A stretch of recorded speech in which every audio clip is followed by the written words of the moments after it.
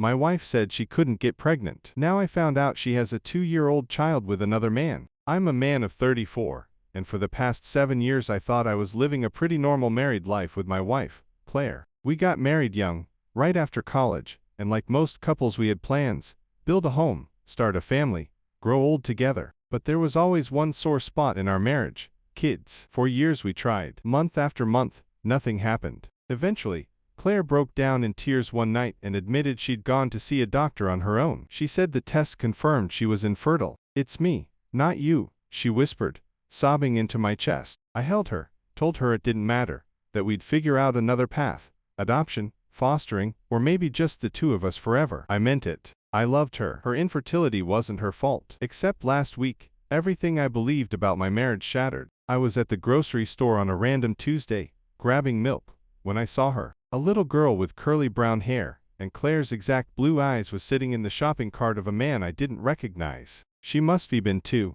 maybe 3 at most. My stomach twisted when the man leaned down and said, "Come on, Lily, Mommy's waiting at home." Mommy. My world froze. I told myself I was being paranoid. Kids can look like anyone, right? I brushed it off, until 3 days later, I saw Claire's car parked outside that same man's house. It was late. Too late for her to be at work, like she had told me. I sat there in my car, parked a block away, my heart pounding so hard I thought I'd pass out. And then I saw her. Claire walked out of the house, holding that same little girl in her arms. She kissed the child's forehead, tucked her into a car seat, and then went back inside. That night, she came home to me like nothing had happened. She crawled into bed, kissed me on the cheek, and said, "Good night." I couldn't sleep. I lay there next to her, staring at the ceiling, my entire body trembling with rage, confusion, and betrayal. For years she told me she couldn't have children. For years she let me believe it was impossible. And yet she had a daughter. With someone else. The worst part, that little girl looked so much like her, like she was a piece of Claire, that I had been denied. And for the first time in my life, I asked myself a question I never thought I would: who the hell did I marry? The next morning, I couldn't look at Claire the same way. Every move she made, the way she poured her coffee, the way she hummed while scrolling on her phone, it all felt like a performance, like she was an actress playing the role of my wife. I told myself I needed proof. Hard proof. My mind was racing with paranoia, but deep down, I knew what I had seen. I knew what it meant. Still, I couldn't just confront her without something solid. So I started digging. First, I checked her phone while she was in the shower. I had never done that in 7 years of marriage, but my hands were shaking as I opened her messages. Nothing obvious. No texts labeled love or baby. But then I noticed an archive chat. Someone named Mark. My chest tightened. I opened it. The messages were careful, cryptic. "I'll be there at 7. She's asking about you again. Don't forget the stuffed rabbit." I scrolled back further. 2 years worth of messages. And right there, plain as day, was the one that shattered me completely. "I still can't believe she has your eyes. She's perfect, Claire." I nearly threw up. My vision blurred. I dug deeper. Receipts in her email for baby clothes, toys, diapers, all delivered to another address. I recognized it. The house where I'd seen her car. Mark's house. Every day, Claire had been running a double life. With me, she was the woman who couldn't have children. With him, she was the mother of his little girl. That night, I tested her. At dinner, I casually mentioned seeing a little girl at the store. "She reminded me of you," I said, staring at her carefully. Claire froze for just a second, barely noticeable, but I caught it. Then she smiled, too quickly, and said, "Really? That's sweet." But the look in her eyes betrayed her. Fear. Panic. I excused myself after dinner,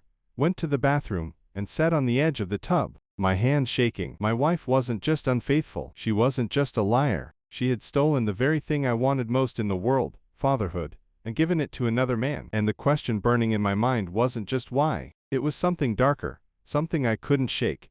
How many years had she planned to keep me in the dark? I didn't sleep that night. I lay in bed beside Claire, staring into the darkness, listening to her breathing while my mind spiraled. Every little moment of our marriage replayed in my head, but now it all had a different meaning. Every tear she shed when she said she was infertile, every time she pulled me into her arms and whispered, "It's not your fault." They weren't moments of vulnerability. They were lies. They were tools she used to keep me in the dark while she built a family with someone else. The next morning, I tried to act normal. I kissed her cheek before leaving for work, forced a smile, but inside I was boiling. I wasn't ready to confront her yet. I needed more. Something undeniable. Something she couldn't twist or talk her way out of. So I started watching her. I began noting the days she worked late. At first, it was once a week, then twice, sometimes 3 times. She always came home tired, smelling faintly of perfume she didn't own. I checked the mileage on her car. Every time she came back from work, there were extra miles that didn't match her office commute. One evening, after she left for another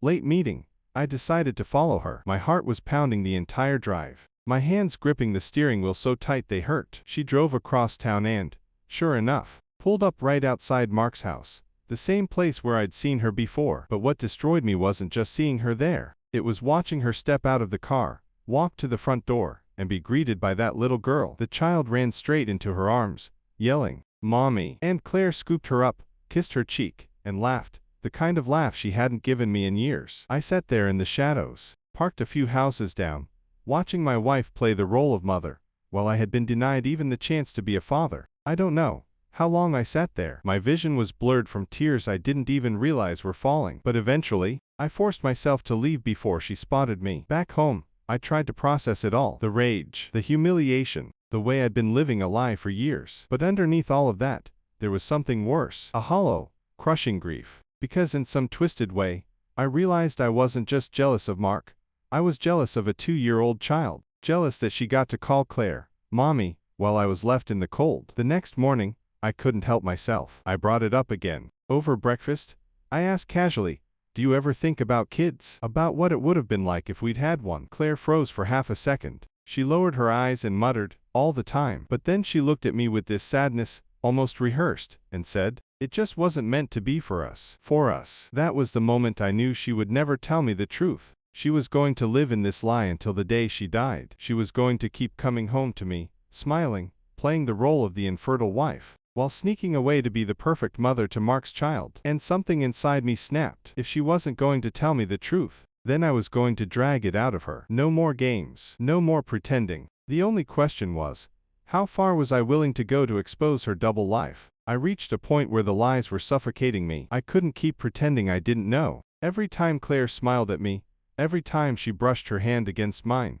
I felt sick. I wanted to grab her shoulders, shake her, scream, "Who is she? Why did you lie to me?" But I knew if I lost control too soon, she'd deny everything. She was too good at it. So I planned it out. I started small, planting little questions, watching her reactions. "How's work been lately? You've been gone a lot." Or, "You ever run into old friends when you're out?" She always had quick, calm answers, but her eyes gave her away. I saw the flicker of panic every single time. Then I decided to push further. One evening, after she came home late, I sat her down at the kitchen table. I had her phone in my hand, the one I had finally managed to clone. I'd mirrored her messages onto an app on my own device. Every word she had exchanged with Mark, I had it. I didn't tell her that, not yet. I wanted her to walk straight into the trap. "Claire," I said, keeping my voice steady, "I need to ask you something, and I want the truth. No more lies." She looked up from her glass of wine, her face pale. "What is it?" I leaned in. "Are you seeing someone else?" Her eyes widened for a split second. Then she shook her head, too fast, too defensive. "Of course not. How could you even?" I cut her off.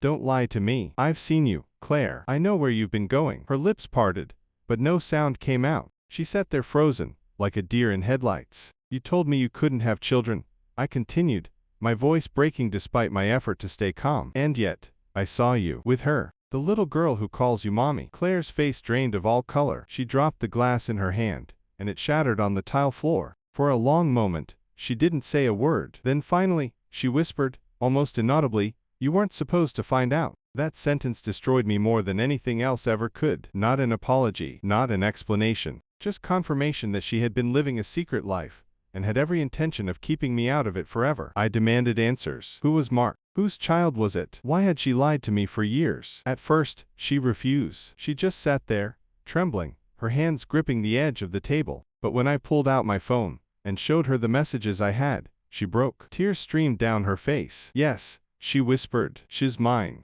Her name is Lily. Mark is her father." I felt like the floor had been ripped out from under me. Everything I had sacrificed for this marriage, every ounce of love I had given her, it had all been built on a lie. But there was something darker in her confession, something she hadn't said yet. I could see it in her eyes. And in that moment, I realized the truth I had uncovered wasn't the full truth at all. There was still something she was hiding, something bigger, something that could break me even further. Claire sat across from me, her hands trembling so hard she had to grip the table to steady herself. Her eyes were red and swollen, her lips quivering as if every word she was about to say was poison in her mouth. "You don't understand," she whispered. "It's not what you think." I almost laughed. Not what I think. My wife, who swore she was infertile, had a 2-year-old child with another man, and now she wanted me to believe there was some noble explanation. My chest was tight, my pulse hammering in my ears, but I forced myself to stay quiet. I needed her to talk. "Tell me," I said, my voice low. "Tell me everything." She buried her face in her hands. For a long moment,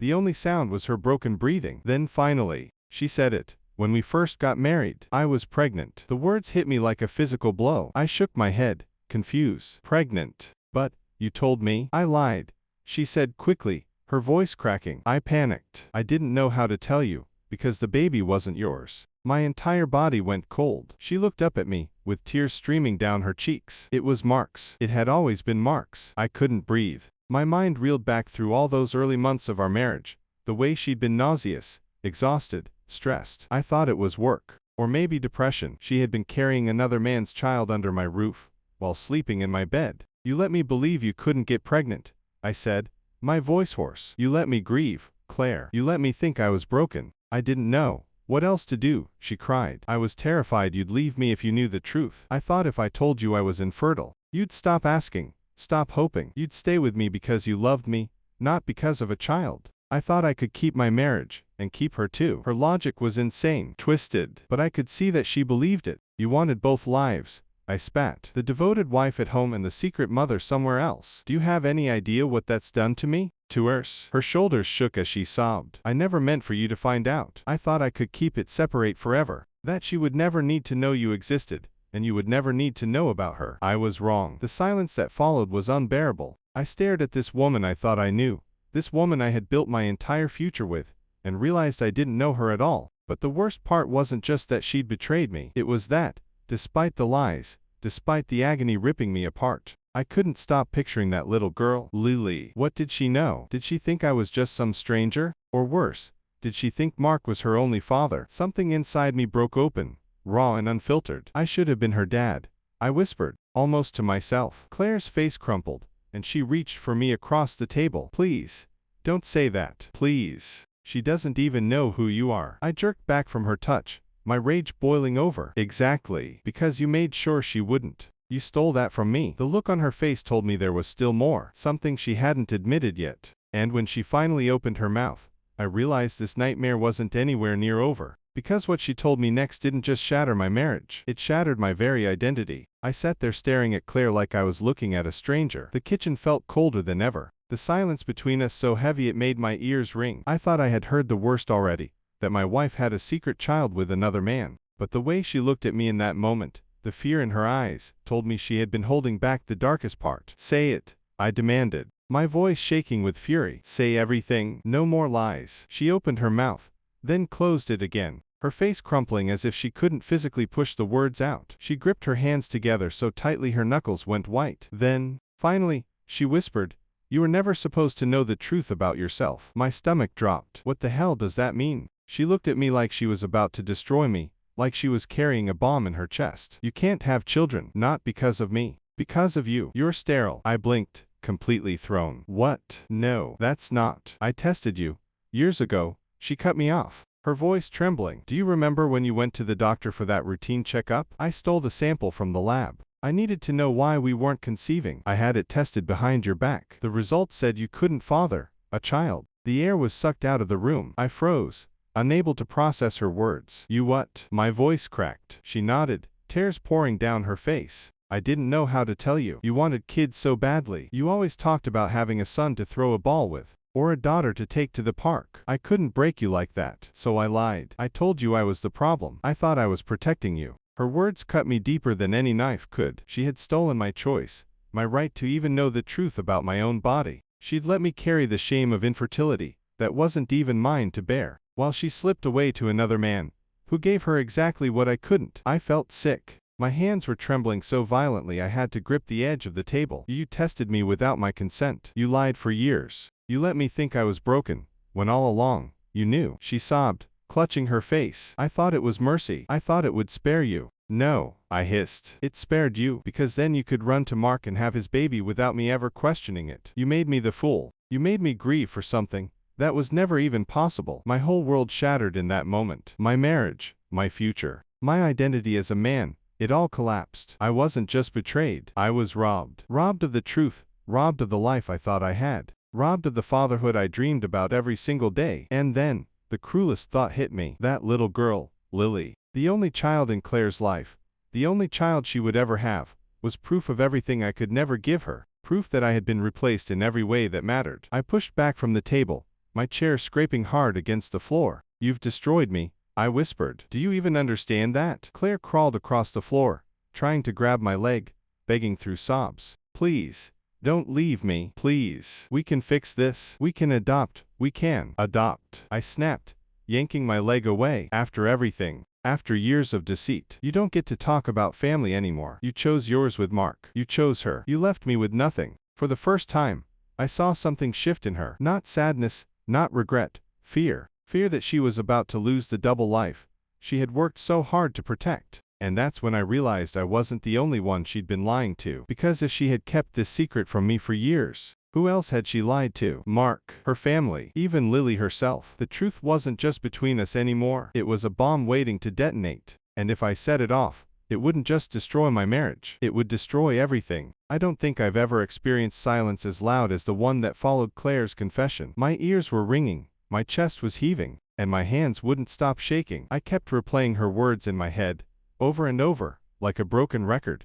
You're sterile. I tested you. I lied to protect you. The weight of it was crushing. For years, I had carried this deep, private shame that we couldn't conceive, blaming her, blaming fate, blaming myself sometimes in ways I couldn't even explain. I would lie awake at night staring at the ceiling, wondering what kind of man I was if I couldn't give my wife the family she deserved. And now I was learning the truth she had known all along but chosen to bury beneath layers of deceit. I stood up and grabbed my jacket. I needed air. I needed space. I needed to get away from her sobs and her desperate apologies that sounded more like pleas for self-preservation than real remorse. As I walked down the street, numb and shaking, I kept seeing Lily's face in my mind. The little curls, the way she had clung to Mark's leg, the innocence in her eyes. She was 2 years old, exactly the age my daughter would have been if Claire had ever been honest with me. My daughter that would never exist. My child that had been stolen before she was even a possibility. But here's the thing, as much as I wanted to hate Lily, I couldn't. She didn't choose any of this. She didn't ask to be born into a lie,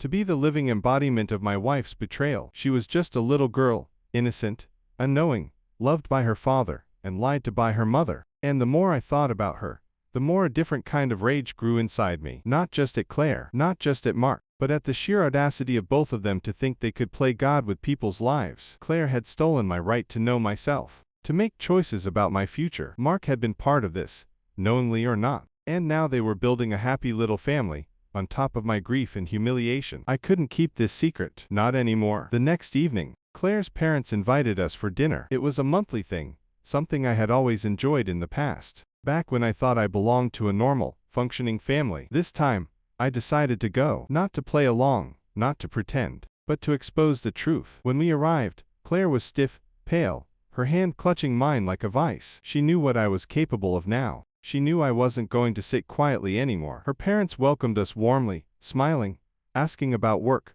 about life, about the future. And then, as if fate was laughing in my face, Claire's mother asked the question I had dreaded for years. So, when will you finally make me a grandmother? The table erupted in laughter, light teasing, Claire's father raising a glass, joking about how we were taking our sweet time. And that was it. Something inside me snapped. I slammed my glass down on the table so hard the wine sloshed over the rim. The laughter died instantly. All eyes turned to me. You want to know why we don't have kids? I said, my voice trembling, but loud enough to cut through the silence. Because Claire has been lying to all of us. For years. Claire's face drained of color. Stop, she hissed under her breath, her nails digging into my arm. But I kept going. She told me she couldn't get pregnant. She let me believe I was broken, that we'd never have children together. But the truth is, I pointed at her, shaking with rage. She's had a child. With Mark. Gasps filled the room. Her mother's hand flew to her mouth, Her father's face contorted in confusion and disgust. Claire broke down, sobbing. But I refused to let her theatrics drown me out. She told me I was infertile, behind my back. Without my consent, she stole my medical information. She used it to justify sneaking around with him, and now they have a 2-year-old daughter, while I've been living in the dark. She let me grieve for something that was never even possible, while she built a family on the side. The room erupted into chaos. Her mother demanded answers. Her father cursed under his breath, his fists clenched. Claire sobbed harder, screaming that I was twisting everything, that I didn't understand, that it wasn't like that. But I wasn't finished. You've all been looking at me, for years, like I was the problem. I spat. Like maybe I was too focused on work, or maybe I wasn't trying hard enough, or maybe I wasn't giving her what she needed. But the truth is, I was never the problem. She was. She and Mark. I had never seen her parents so broken. Her mother started crying. Her father stormed out of the room, muttering something about betrayal and shame. And Claire just sat there, crumbling under the weight of the lies she had built. The silence after the explosion was suffocating. And yet, beneath all the pain, I felt something I hadn't felt in years. Relief. For once, the truth wasn't buried inside me. For once, I wasn't carrying the secret alone. But that relief was short-lived, because the truth doesn't just set you free, it burns everything around you to ash. And in that moment, as I looked at the devastation on everyone's faces, I realized I hadn't just destroyed Claire, I had destroyed myself too. The fallout from that dinner spread like wildfire. I thought maybe it would stay contained within her family, that they would handle it behind closed doors. But lies this deep never stay buried. Within 2 days, Mark called me. His voice was sharp, defensive, already poisoned by whatever story Claire had fed him. What the hell did you tell her parents? He snapped. The truth, I said flatly. That you and Claire have a daughter. That she's been lying to me and everyone else for years. There was a pause on the other end of the line. The kind of silence that reveals guilt louder than words ever could. Then his voice dropped, colder. You had no right. This isn't about you. Not about me. I nearly shouted into the phone. She stole my medical records. She made me believe I was the reason we couldn't have children, while she was sneaking around with you. She made me mourn for a family I'd never have. Don't you dare tell me this isn't about me. He hung up, just like that. And that told me everything I needed to know. He'd known all along. He wasn't some innocent bystander caught up in her lies. He had been complicit. By the end of that week, the story had spread further. Her parents stopped speaking to her. Mark's wife, yes, his wife, the woman he had also been lying to, found out too. I heard she threw him out, changed the locks, and filed for divorce in the same week. Lily, their daughter, became the center of a storm she couldn't possibly understand. And me. I was left standing in the wreckage, unsure of what pieces, if any, I wanted to pick up. Claire tried to reach me every day. Calls, texts, emails, long, frantic messages begging me to meet her, to talk, to forgive. She swore she had only ever loved me, that Lily was a mistake, that she had been weak, afraid, stupid. She swore she still wanted a life with me. But every time I looked at my phone,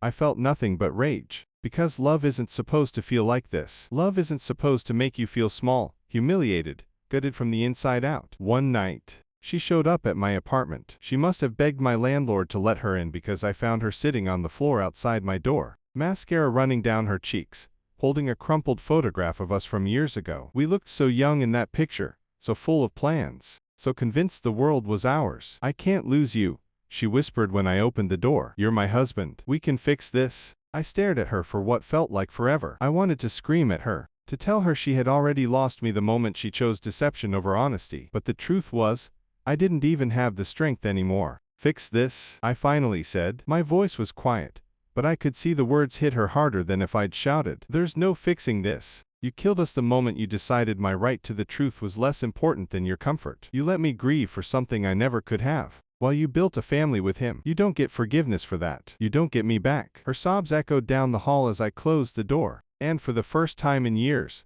I was truly alone. The weeks that followed were the hardest of my life. Nights were long, haunted by thoughts of the daughter I'd never have, the life I'd never build, the trust I'd never regain. Friends asked questions I couldn't answer. Family looked at me with pity I couldn't stand. But slowly, through the rubble, I started to see something else. Freedom. I didn't have to carry her lies anymore. I didn't have to shoulder the burden of shame she had created. For the first time, the weight was off my back, even if it left scars I would carry forever. Claire is gone now. She moved in with her sister after her family cut her off. Mark is fighting through his divorce. Lily, poor Lily, is stuck between them. An innocent soul caught in the crossfire of their destruction. And me. I don't know what comes next. I don't know if I'll ever trust again. If I'll ever risk giving my heart to someone new. The dreams I once had of holding my own child, of watching them grow. Those dreams feel like ashes now. But I do know this. Lies rot everything they touch. And no matter how painful the truth is, it will always come for you in the end. As I sit here writing this,